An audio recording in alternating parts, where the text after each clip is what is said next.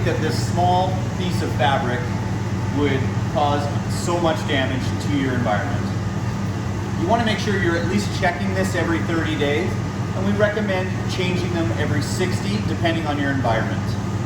The filters are really simple to change, and you can get them through Excel Air Systems. What you're going to do is you're going to go to your thermostat, and you're going to turn off cooling, the fan, and you're going to make sure that your dehumidification or humidity level is set as high as it can go.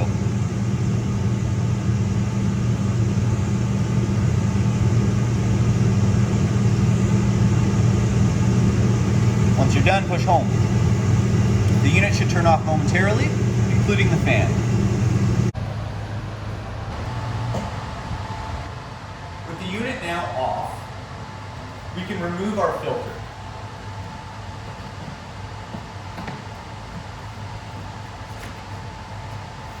Slide the filter out. Inspect your coil at this time for any debris, bugs, or dirt. You can easily rinse this off with a garden hose or a small vessel of water.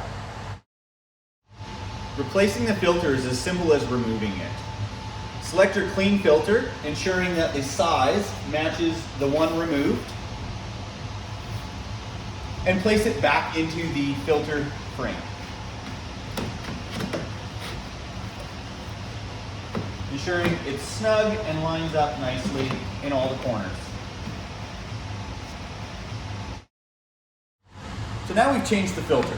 One of the simplest jobs to do in the maintenance guide. However, it's one of the most important. Allowing your coil behind this filter to get dirty will hinder the performance of the unit. Having a dirty or restricted air filter will cause you to lack in both cooling and dehumidification, causing stress to the environment you're trying to care for.